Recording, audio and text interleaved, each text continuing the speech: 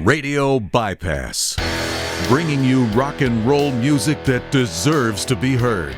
Discover new bands. Here's some old favorites on Radio Bypass. Our guest today has been sharing his music with us here in the United States since 1982, when his then band Virgin Steel first appeared on the U.S. Metal Volume 2 album, an album that I still have somewhere in my collection, from Shrapnel Records.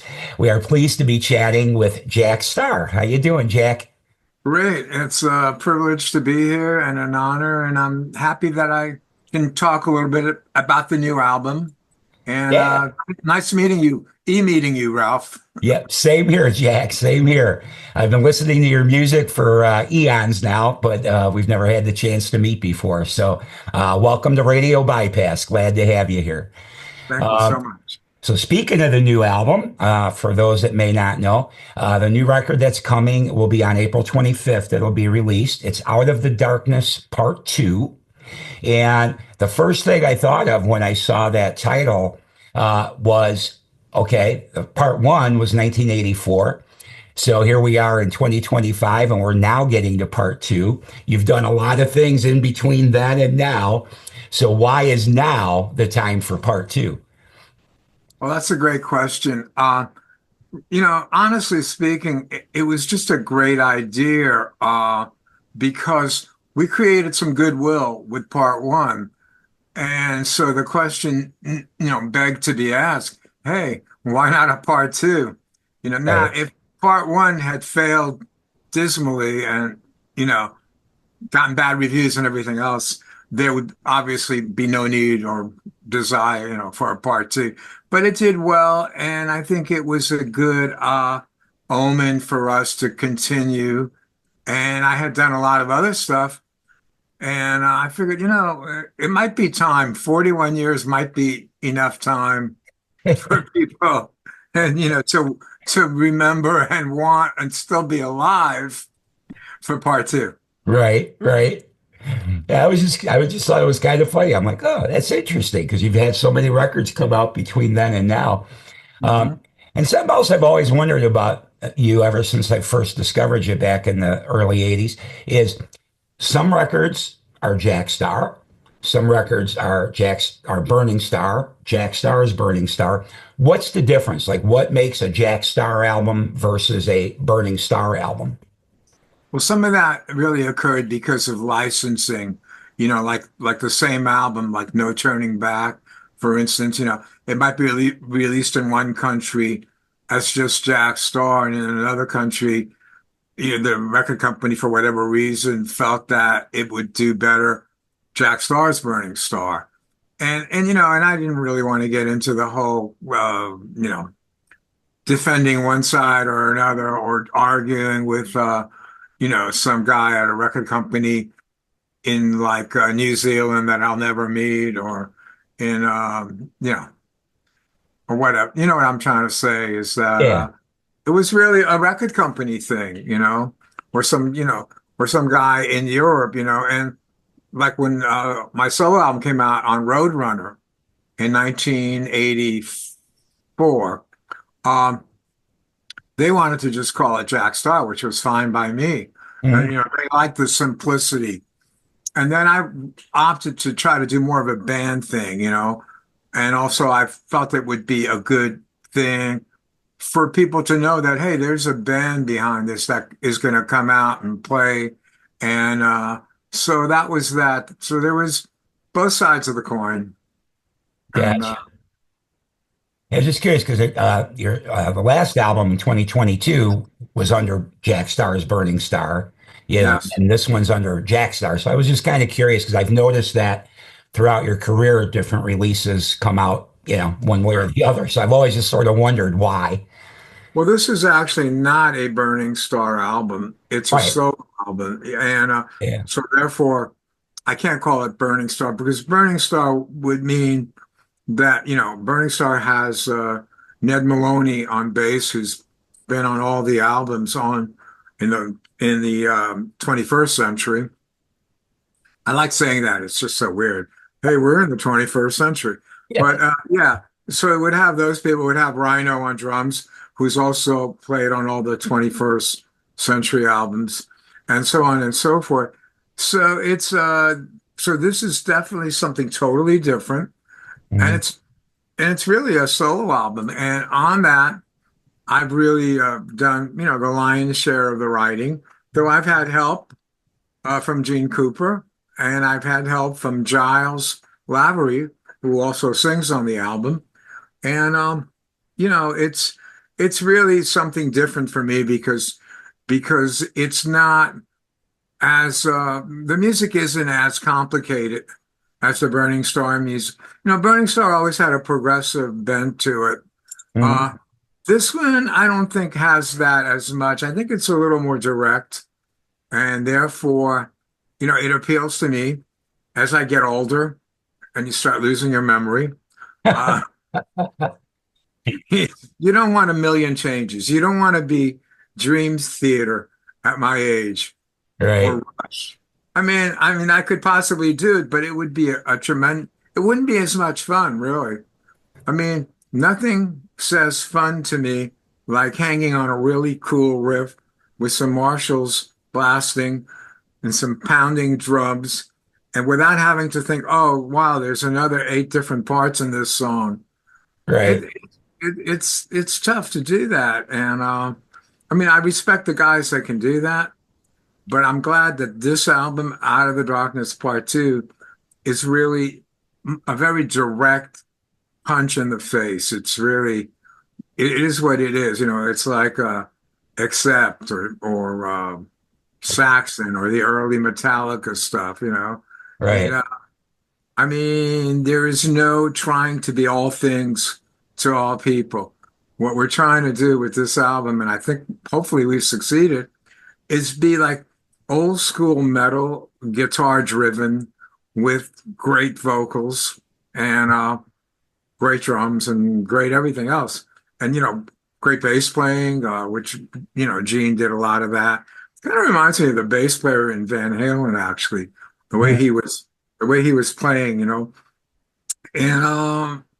Michael Anthony, that's the guy's name. Okay, Yeah. just remembered. And so, yeah, it's really a pleasure to do this kind of music.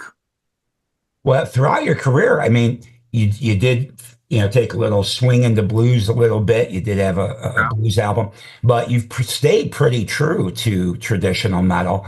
yeah. And and everything I've been hearing from you in the 21st century, that's what I keep thinking. Like, man, he's staying true to his roots, basically. And I was wondering because heavy metal, I think there's always been a fan base for it, and then it kind of ebbs and flows as to how popular it is. And so sometimes, people will dip away from it. Some don't, like Judas Priest has stayed true to what they do. Iron Maiden stayed true to what they do. But a lot of times people do turn away from it. What's your motivation that you stay in that vein all the time or most of the time? Right. Well, I love it. I really do. I just really like a well-crafted, well-played, well-sung metal song. Is something that you can't find anything better. If you're in your car and the night wind is blowing and the windows are open or the top is down and you turn on a great metal song, it's one of the great feelings, that you can have. The energy. The energy. Yeah, I Yeah, love it. Unapologetically, I love it, and there's no age for it. I'm right there with you. Yeah, Right? I agree. You either got the message at some point in your life and you decided, yeah, I dig this stuff, or you didn't. And that's cool if you didn't, and you like, whatever, Bruce Springsteen or U2 or whatever, and those bands have their place too, Sure. It's just that for me, the metal really did it for me. And also high energy blues, because I like blues, but I don't like crying in my beer kind of blues. I'm Mhm. more into the Stevie Ray Vaughan, Take No Prisoners, Play Loud kind of blues. Right. So, and I feel that there is a parallel to metal in that kind of blues. Mhm. Yeah, I would agree with you. Well, with your love of metal, Rise Up is the single that's been released from the record thus far. And that's definitely got an anthem quality to it. And you mentioned that you did write most of the songs. So what inspired Rise Up for you? Well, Rise Up was really just kind of a declaration of to the world that, hey, people need to be free. We need we need to have liberty. We need to be free, and we need to remember that we don't work for the government. The government works for us. Allegedly. Right. Yeah. So we need to have freedom, and it's not just in America, it's in every country. I don't care what country you live in. Uh, you should be able to listen to the music of your choice, worship whatever religion you want to worship or no religion, uh, have whatever sexuality you want to embrace, or we need to have freedom. Freedom is really important, and Rise Up is really about that. So it's not on one side of the political spectrum or another, because there's nothing, or there should be nothing political about the desire for liberty and freedom and so on. Sure. So that's what that song is about. Gotcha. So our current climate definitely inspired that a little bit then, I guess. Oh yeah. Well, that's good. Yeah, I love that song. And then again, talking, kind of like a traditional metal record, Underneath the Velvet Sky is a track that is it's still got, rock to it, but it's also kind of ballady. And Yes. and that was always kind of a traditional thing too. You'd hit them hard first two, three, four songs on an album, and then you'd slow it down a little and then bring it back up again. So I had that thought when I listened to this record too. When that song played for me the first time, I'm like, oh, Yeah, well, this is kind of old school as well, right here. it really is. In fact, I wanted to turn the tables and ask you a question.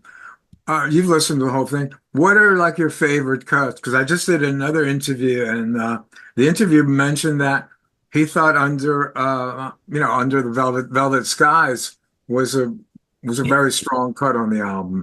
I agree.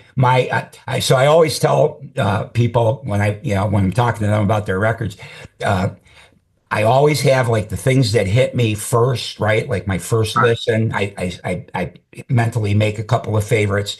And then usually upon repeated listenings, either it remains the same or right. sometimes I'm like, oh shit, you know what? Actually, this song's even better yet. Though my favorites will change a little bit. But my initial impressions, I thought Rise Up was the perfect choice for a first single. I agree with I that. think that's definitely a very strong cut on this record. I do agree with Under the Velvet Sky because I actually highlighted even on my little notes here because I thought it was such a well done song. So those are two of my early favorites, and then probably the other one that I think hit me kind of equally to those two, and upon my first impression, is The Greater Good. I like that quite a lot. I totally agree. In fact, I've been wondering myself what song the record company is going to go. I think we're going to have a second video, and I'm torn between those two as the second video. But I'm thinking also that maybe Velvet Sky might give an incorrect impression that it's not going to be a heavy album if they only hear that. True, but anybody that's followed your career, though, I mean, maybe new people wouldn't know, right? New listener, but anybody that's followed your career kind of knows what you're all about because we've, probably bought every record you've put out, at least a geek like me, anyway. That's once I'm into somebody, I'm into them all the way. Um, I, I thank you. So you were the guy that bought those albums. I Yeah. was. The only one that I don't have a physical. Well, actually, maybe there's a couple that I don't have physical. I know for sure. Swimming in the water. I only have digital. I don't have a Oh physical. yeah. Oh yeah. So Uh, you listen to some of the bluesier stuff I've done also. yeah. In fact, that record. If time permitted, but since we landed here, I'll ask you now. On that record, you had Blues for Gary. I'm assuming in reference to the amazing Gary Moore, Yes. and I can hear in your tone you're emulating to some degree his guitar tone on that track as well. Yeah. Uh, so I was curious. You mentioned you're not maybe the traditional blues guy. Maybe you're not the Chicago 50s blues lover or something, but was Gary, both as a heavy metal guy when he was doing that and when he switched over to the blues, was he a big influence on you? Absolutely. Yeah. I loved Gary's playing since the first time I heard him play. Mhm. Even Thin Lizzy, there's something special about his playing, his vibrato, the choice of notes, the phrasing.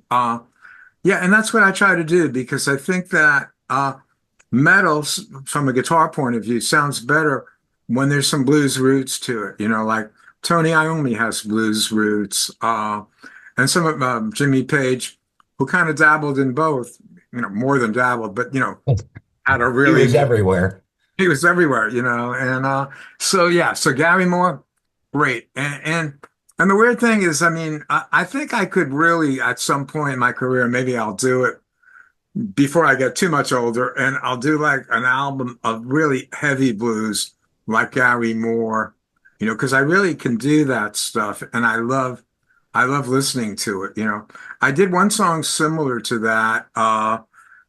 It's I don't know if you heard Jack Starr album that came out in Italy, but What's the title?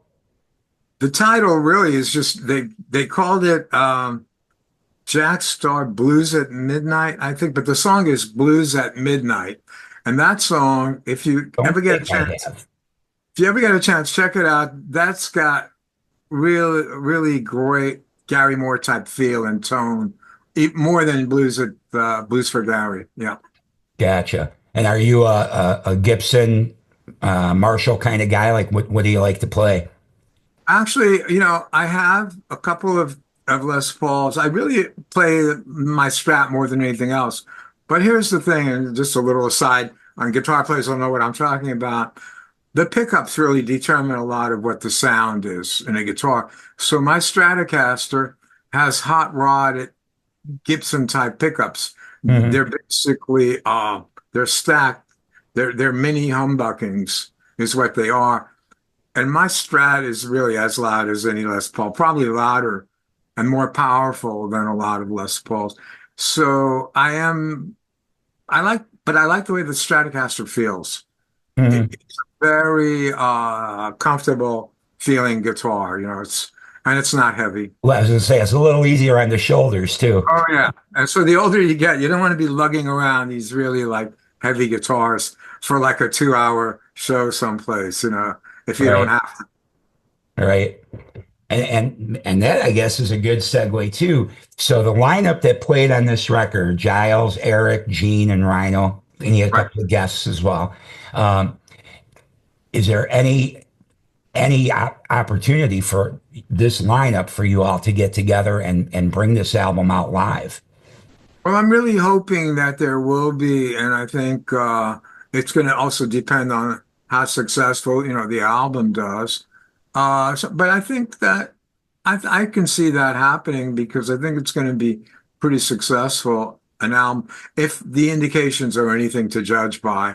Hmm. The reviews have been solid, and yeah, so I would like to do that. I think Giles has expressed to me a desire to do that. And really, that's so important. I mean, in recreating something, you want to have the singer. Drummer would be good too. Rhino, of course, is a great drummer. Right. Uh, and Gene played bass on it, so it would be nice to have that as well. And also, we had help. There's three other guitar players that helped on this album. Uh, so Eric Juris, who plays in Warlord, which is a band that Giles has, did some great guitar stuff. He duplicated a lot of added, like second guitar stuff to a Mhm. lot and did some great rhythms, and he even did if I wasn't happy with like the sound of a particular solo, I had no problem with Eric doing the solo with his sound. And because the main thing for me is it's not about how many points I can rack up and how many Now you credits. know it's the second.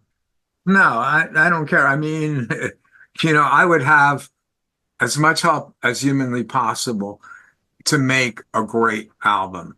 You Mhm. know, I have no problem with that. And we got some really great people that helped. The the uh, the main producer on the album, a guy named Thomas Merkler, who played lead guitar with Paul Di'Anno. He's on some tracks. He starts off the song "Greater Good." Now, I had a riff, and the riff, for whatever reason, didn't quite work. So Thomas said, "Would you mind if I change like two notes on it to make it work?" And I just basically said, "Yeah, let me hear it. Let me hear it." And I was like, "This is great. Let's use it." Right. And I don't have a problem with giving anybody credit for anything that they've done because it's all about teamwork and it's also about the final product. Sure, sure. That's a good attitude to have. I'm sure there's some that would be insulted or whatever. But if you care about the art, that's the right thing. Yeah, absolutely. And different ears hear things differently and come up with different ideas that sometimes or oftentimes do make a song better. So why not take it under advisement? You don't have to go with it, but at least check it out. Right, and that's what producers do. And some of the best bands have had good producers, like Mutt Lange, Hmm. made Def Leppard sound amazing, made them sound huge, and so on and so forth. I mean, and I could give you other examples like REO Speedwagon. I was reading an interview like 20 years ago, and the producer was talking about how he would comp like three or four solos by Gary Rickrath, put them together and create one incredible solo. So Was that Kevin Beamish when they were I think working that with was, him? yeah, I believe that's the guy's name. Yeah. And, Gotcha. and Gary Rickrath, when he was alive, he didn't have a problem with the producer saying, Gary, I like the beginning of this solo that you did, track number 4, and let's blend it in with the solo that you did on track 10, if you have no objections. And they did that, and then come out with some great, great, recordings. So I don't have a problem with that happening at all. And it happened on a couple of the songs. There was a lot of what they call editing. I Hmm. mean, there's a couple of words for cut and paste, Right. editing, all that stuff. And it's great when it works. And generally, if you have a guy like a drummer who has a very pronounced style and who has really good timing, you could even cut in fills. You can even edit parts that you don't like in the song. And luckily, we were blessed with a drummer named Rhino who has really impeccable timing. So Hmm. it helps because upon listening back to some of the songs, it was like, I don't really like this bridge over here. I would talk to the producer in America, Gene, who's also a bass player. I say, is there any way we can get rid of this part? And is there any way that we could have it flow directly into the second verse? And so he would, do the best he could to try to make that happen. And sometimes it would happen, sometimes it wouldn't. And sometimes we would then get backup. Thomas Mergler, who has a state-of-the-art studio in Germany and who can just make things work. Hmm. And he did. And so it was great. So there was an element of creating songs creating arrangements after the fact. And that's something that really, if you can make that, if you can do that, it's an incredible thing to be able to do. I guess that's a plus for modern way that we record now, right? It wouldn't have been so easy to do cutting all that tape up back No, back in exactly. the 80s.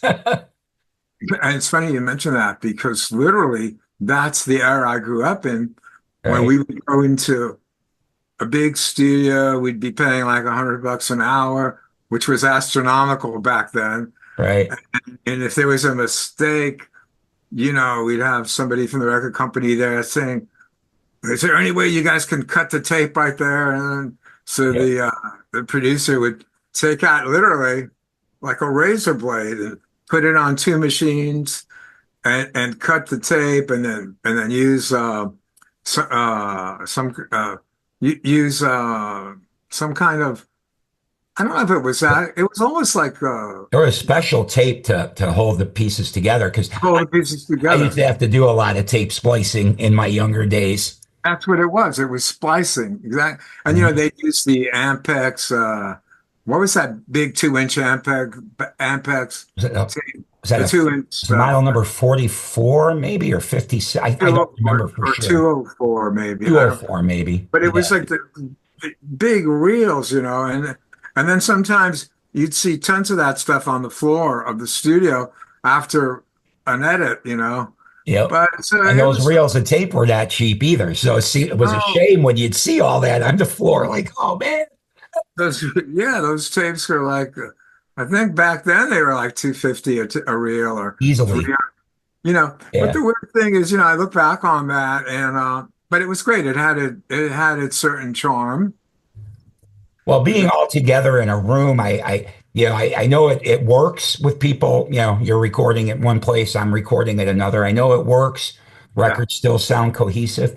But when I think of musicians, and I've been around musicians all my life, and yeah, sometimes though, I still feel like you lose out a little bit by mm, not all being in the same room because sometimes just that camaraderie that you share when you're all together can spark some great things as well that probably don't happen when you're doing your thing in your room in your house or wherever, and the yeah. other guy's doing his thing wherever. And even if you meet up like we're doing right now, the vibe still isn't the same. Yeah, you're right. You're 100% right. Nothing beats that human interaction, and we're gonna probably see less and less of it as the years go by. So let's enjoy what we have because Absolutely. Well, and that's that's why I'm excited you're putting out an album because we've kind of gone back to, for a lot of our legacy artists, that are well, still making new music, everybody's like, nobody really buys the records much anymore or anything. So we've kind of gone back to being a singles world. I'll put a single out here. Maybe right. 6 months later, I'll put out another. Yeah, because I know it's a lot of work. It's a lot of effort to put together 10, 12 songs, nine It is. songs, whatever it might be. And so a lot of people have, kind of gone away from that now, and it's all singles based. So for you to come out with an entire album in the 21st century and in this part of the 21st century is in my eyes very cool because I know it's just not happening as much as a guy like No, me would like. But I also understand that the modern world isn't that. I mean, you know, it's there's not too many people that go out and grab a full album and do like we would have done as kids. Put your headphones on, listen to it from start to finish as an entire piece of art. People don't do that as much anymore and read all the liner no, notes and kind of immerse yourself into that music. exactly. And I think the attention span of a lot of people is less than it was from our generation. I Right. mean, or maybe it isn't less, maybe it's just they're attuned to different things, Yeah, and like there's more of them. We and didn't there's have as more many of it. choices. Yeah, We didn't have all these social media channels to take up our time right. watching somebody's video. We didn't have YouTube. We had radio, albums, and then, whatever offshoots of that, cassettes, 8 tracks, whatever it might be. And Yeah. and the And television, and you had a few television channels, and that was it. So right. Until MTV came out. It's weird because Well, when we were recording this album, I wanted it to be to appeal to old school people that like old school, whether they're old or young. But I also wanted to see it if some new people would like it. Mhm. And I'm starting to see that as well, which really makes me feel great because, music is music. I mean, I can call myself old school all day long, but someone that's just discovering it, to them, it's not old. It, Right. it it's new and it's exciting, and we use a lot of the modern technology as well. So, and some of the subject matter, like we have a song called "Into the Pit." I think it's the second song of the album, and I mean that song is really about uh, the fight between good and evil, Hmm. and really, without sounding too cliche, this album is really about us and them. But us and them isn't about a specific thing. It's about evil, which exists, and good, which exists. And Hmm. the whole album really, I mean, it could actually be, it could be a rock opera because you can find some commonality between all the songs. Uh, Oh, sure. if you really listen with that in mind, it's kind of like trying to prove a point on by reading the Bible. You can basically prove any point. Hmm. You can say, well, the Bible said this, and then you can also say, oh, yeah, but the Bible also said that. So it's the same thing, with listening to this album. You Right. can find the commonality in the album, Hmm. in the lyrics anyway. Right. Right. Which I'm impressed that you're the lyric writer too. A lot of guitar players I meet, they're like, yeah, I don't really do the lyrics. I just do the music. So, Well, I had some great help with the lyrics. I had Gene Cooper helped me on some of it, and Giles Lavery, who's really a great lyric writer as well, which you have to be when you're a singer. hmm. So and also basically, I mean, if you're in the scene, you know what kind of lyrics work and what doesn't work. It's like Brian Wilson in 1962 writing about y- y- you know get around, I get around, you Hmm. know so he's talking about a scene that existed out there of surfers and guys in hot rods, and you, you know and it was a world that he was very familiar with. Yeah, you write what you see. You write what you see, exactly. Yeah. And for me, it's this whole playing live. It's this whole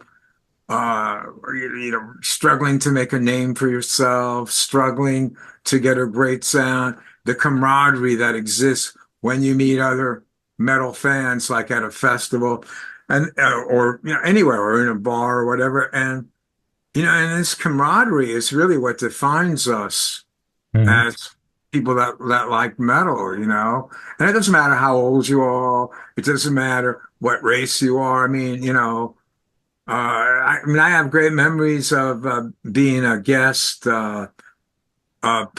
performer with Hyrax, which is a band that has a black lead singer. Hmm.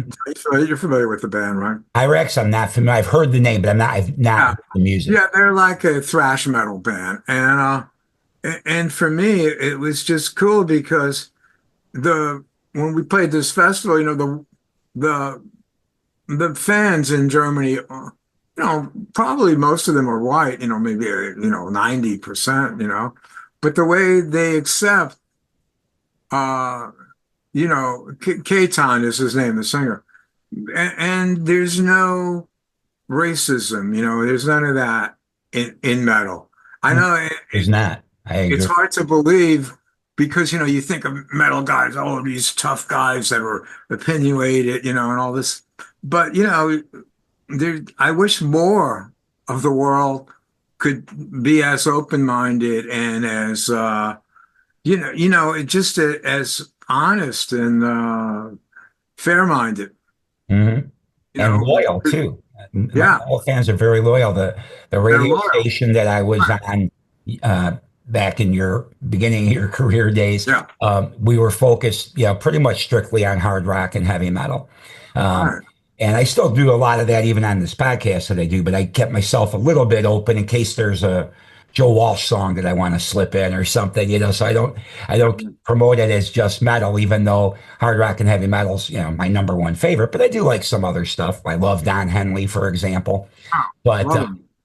but well, what I always found in our radio station days, we were a small army compared to pop music stations, but the audience that supported our radio station were very loyal, and many of them still are today. That's one of the reasons I started doing this podcast in 2017, is because even though I'd been off the radio for a long time, I once Facebook came along, I'd get messages, "Hey, are you the Ralph Rasmussen that used to be on WVVX?"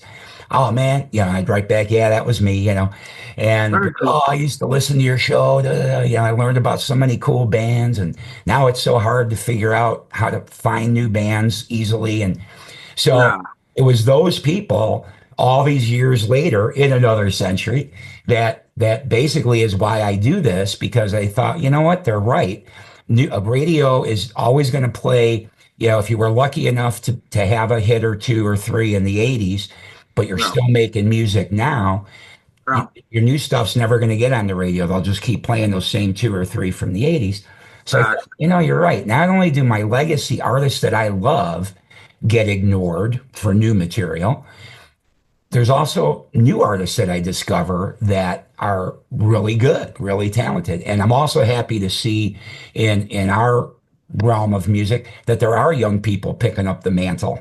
For Oh years, yeah. thought it was going to die with our generation, but I'm finding a lot of young people picking up on it now, and going back and not just making music on a computer with synthesized instruments. They're actually picking up a guitar, picking up a set of drumsticks, and it's really exciting. It But really is. When I went to Greece last year, we played. I was really pleasantly surprised that there were young people in the audience, middle-aged people, old people, and Mhm. it was just like, wow, they're all there coexisting, liking the same music. And I just thought, you know what? It's a beautiful thing.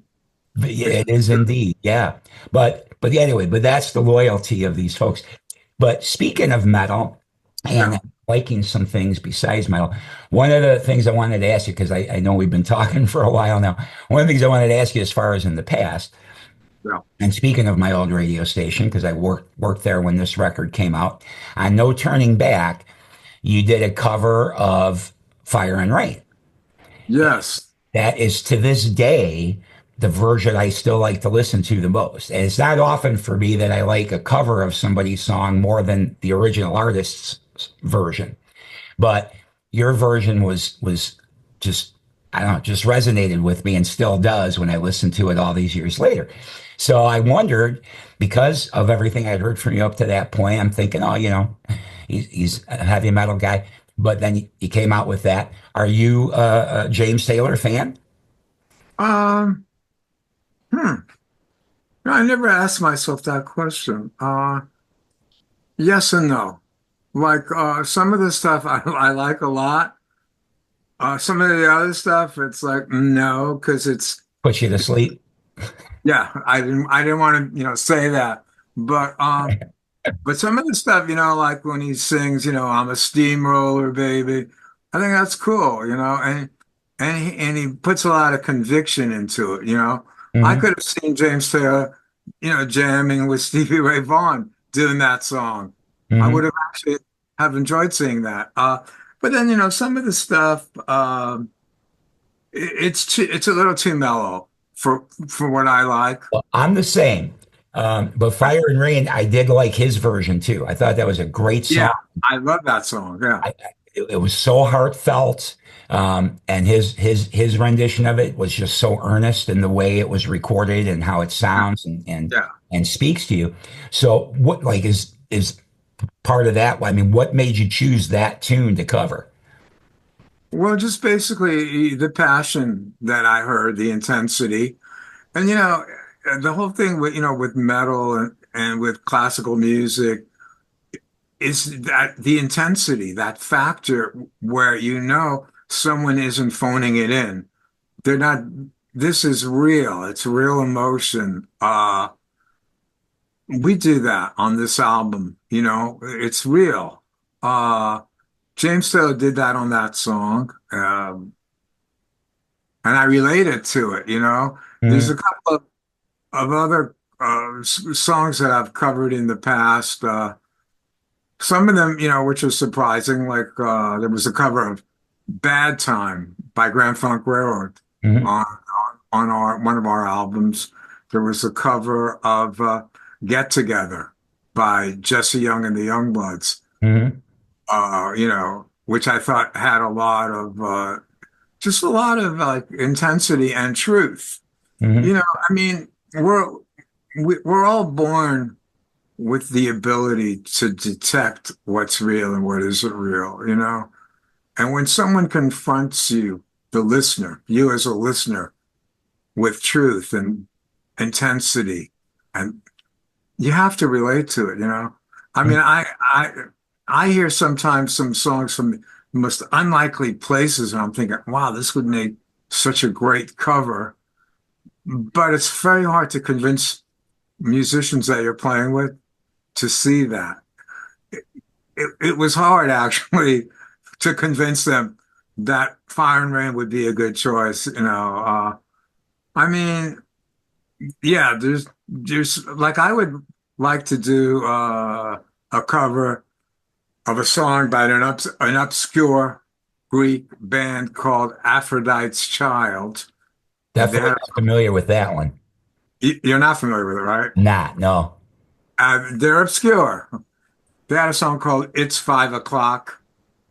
I think it's a great song, and I think somebody should cover it. I tried talking to the singer in Burning Star about doing it, and he was like, "Oh, this is crazy." No. Then I said, "Okay, what about this Italian song?" He's Italian. "Ti amo," which is a huge, huge song in Europe. You probably don't know it, but I don't know.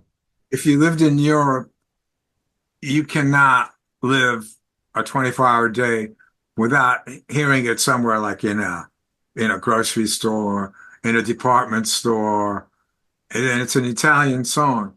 So said to Alex, I said, maybe we should do like an English version of this. I goes, "You're crazy. This is the music that my parents listened to, you know."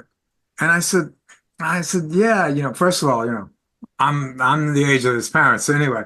But I said, yeah, there's beauty to be found everywhere. And so And with you this can album, metal it up a little bit, you know. I mean, Fire and yeah, Rain's a little heavier than it certainly was originally. So, yeah, you can heavy it up a bit too, exactly, because you're going to play it with the input of who you are now, right. not who you might have been 30 years ago or 40 years ago. I mean, it's the same thing when I listen to like, Guns N' Roses. I hear a lot of different influences. You know, you don't just come up with Sweet Child of Mine in a vacuum. You Mhm. have whoever wrote it, I think it was Slash, right? I think Axel was involved too on Oh, it was Axel. at least Okay. lyrically. So those two. So Mhm. you don't write songs like that in a vacuum. It comes from having listened to tons and tons of rock music, and not just metal, but just rock music. Right. And none of this stuff on this album. Hey, let me do a shameless plug. Please None, do. There you go. That looks good. I see it clearly. none of the music on this comes from in a vacuum. It's not just a bunch of guys that listened to Pearl Jam or, Nirvana or, bands like that, or it's got roots. Hmm. It definitely has roots. I mean, look, I'm the same age as like the guys in Kiss. I might be like a little bit younger, but around approximately the same age. So, and I love Kiss. They're great. Mhm. But I listen to the same stuff that they did. So, so whatever I come up with isn't going to necessarily sound like Kiss or sound like Iron Maiden or sound like, any of those great bands. It's Right. going to sound like a guy, you know, who's around the same age as those guys who listen to, and I'm sure I listen to a lot of the same stuff that Gene Simmons and Paul Stanley listened to. I mean, like Jeff Beck, like Jimmy Page, and so on and so forth. And and it's the same thing, with it's the same thing with Kiss, I mean, but Jimmy Page and who's definitely older, and those guys are like all Yeah. pushing 80 now. He's 81 or 82 now. Yeah. Right. So there's a 10-year thing going on over there with me and them, but not with Kiss. Mhm. So with Kiss, we all grew up listening to the same stuff, Right. and and so I'm trying to basically not stray from that because that's who I am, And if people, let's say, would say, "Oh, well, this sounds like this guy," or "That sounds like," that might be because that guy, I listened to the same stuff they did, Sure. If they say, "Oh, well, this song might sound like Accept," well, or the Scorpions, perfect example. The Right. Scorpions are probably exactly my age, okay? So the Scorpions, I know, listened to the same stuff growing up that I did.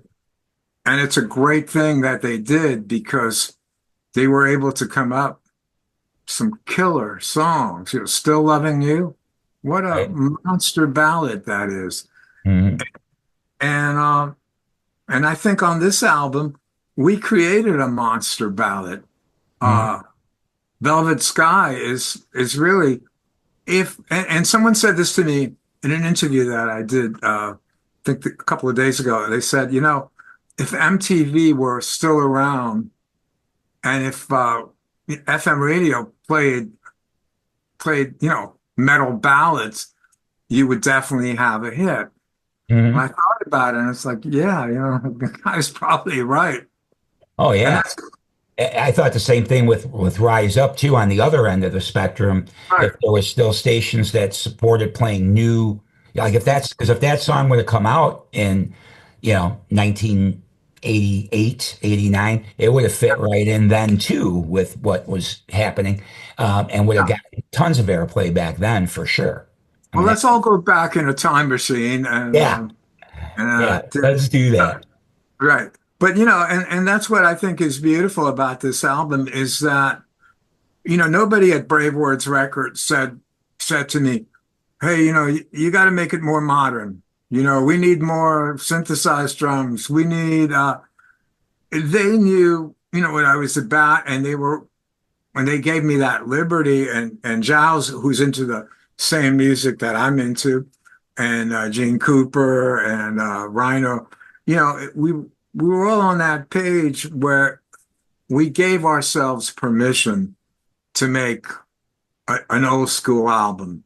The Mhm. only thing that we wanted, and they gave us permission too. The only thing that we wanted is we wanted it to sound though as good as the stuff coming out now by Accept or by Saxon or by Maiden or all those. And I think we really did it. I mean, it's a Oh, you very did. If you yeah, if you play this. If you A B it to, Saxon's a great example because their last couple of records have sounded killer.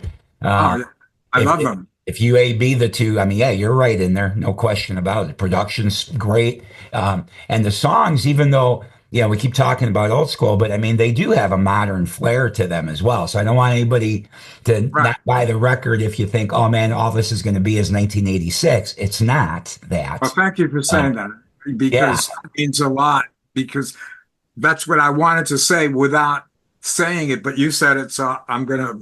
Yeah, well, because we have used that term a lot, and since you guys have not gotten to hear this whole album yet, but you will April 25th. It's important, I think, for people to know that we're not just reliving that era. This Glory days, yeah. this is definitely a 21st century, to use your phrase from earlier. It's definitely a 21st century album. The Yeah. production's great. The clarity is good, because sometimes I do get a little irritated with modern recordings. They're too compressed for my liking.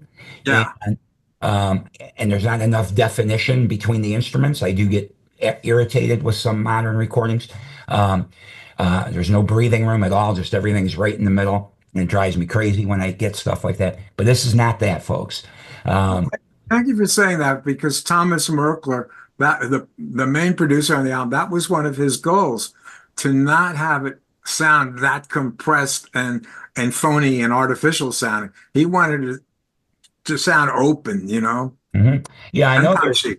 tendency to be loud, but screw the loud. I'd rather go for the dynamics because it's a nicer sound and gives you, for those that music speaks to your soul. Maybe I'm alone in this, but I don't think I am. No, When there's air and space and dynamics, it hits you harder deep down. you're right. You're 100% right. And, it was great because I didn't have to convince Thomas Merkler. He knew what he needed to do. He had the knowledge and the tools to do it. Mhm.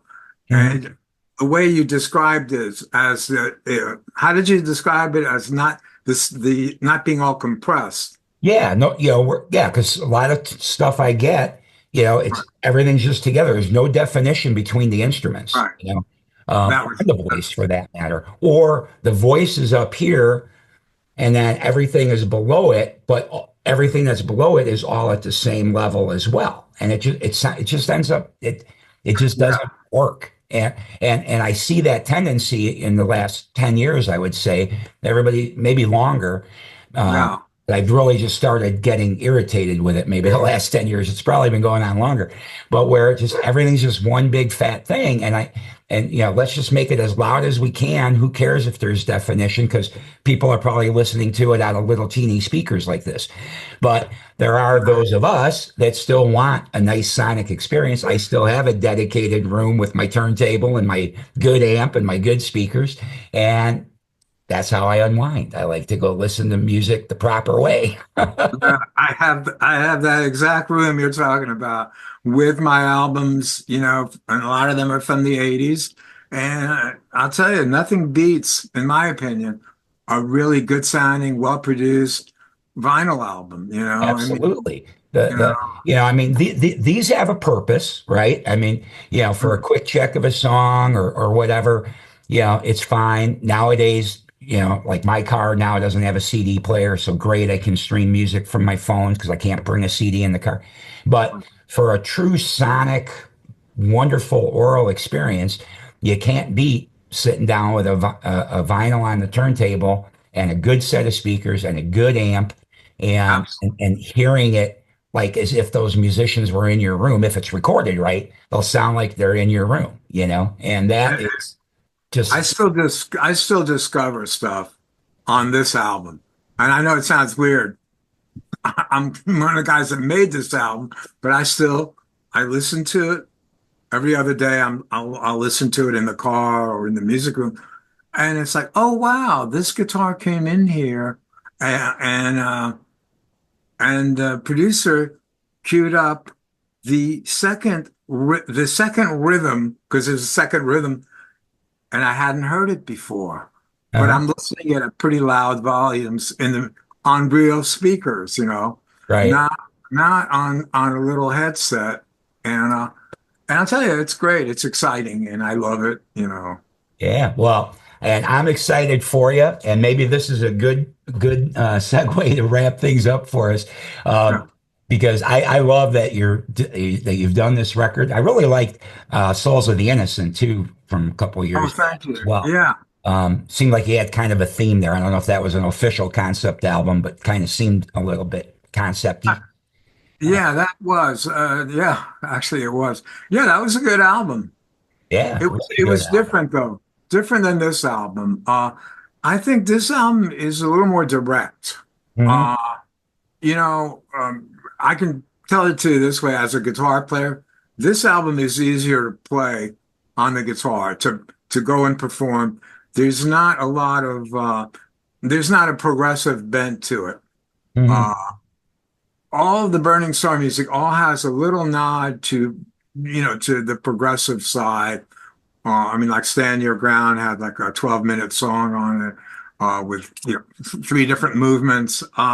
This one is kind of more direct, Out of the Darkness Part Two.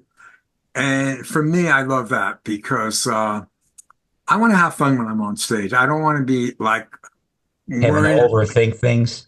Yes, thank you. You Yeah. know, I could never be in Dream Theater. And not to take away from those guys, they're great, but it's you have to be really, really focused and concentrating. And for me, it would take a little bit of the joy for me. But of course, if you're those guys and you've been doing it, that comes second nature to them, like Rush. Sure. And those are very partsy songs. I mean, there's all kinds of stuff going in and different time changes and everything.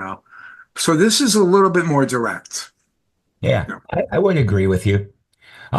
So at the end of this, then I'm going to go ahead and if it's okay with you, I'm going to add the single "Rise Up" to this. Um, Right. we don't know the full plan yet, but you think there will be probably at least one more single released before the album comes out? Yes, yes, and I believe either going to be The Greater Good or maybe Velvet Sky. I really don't know which one. I think Giles had said The Greater Good, but I could be wrong. It could also be Endless Night, which is a great song. Also a great song too. Yes. Yeah. I didn't list that in my early favorites yet, but I do like that. So, I mean, I like the whole record. But you asked me for my initial impressions and my earliest favorites, so that I Yeah. gave you those. Um, Yeah. so good. So we'll get another single, and then this interview, as you and I speak today, this will actually come out on April 2nd, so a few more days from now. So, guys, but as you're seeing this, the record's only about 3 weeks away, 3 weeks and a couple of days. I think Brave Words is taking pre-orders Yes. for it. Yes. So They you can are. get Brave Words Records, or is it just bravewords.com? I can't remember right now off the top of I my head. believe it's Brave Words Records. Yeah, I That's think so too. I'll have a link in this when you guys see okay. this. I'll Yeah. have a link in there Okay. uh, where to go. But you definitely want to get the record again. Jack Starr, the new record is Out of the Darkness, Part Two. 41 years in the making. Right. Because I'm only 43 now, Exactly, exactly. Uh, plus but 30 years. But Jack, it's been great talking to you. I got other things I wrote down too. We could be here till next Oh, week yeah. because you've done so much in your career. But we'll leave it at this. And guys, again, the new record, Out of the Darkness, Part Two, Brave Words Records. I'll put a slide in this finished product that tells you where you can pre-order the record. But right now, thank you, Jack Starr, for coming on Radio Bypass, taking some time for us. And guys, crank it up right now. If you don't already have it loud, turn it a little louder. Okay. This is Rise Up from Jack Starr. Thank you, Ralph.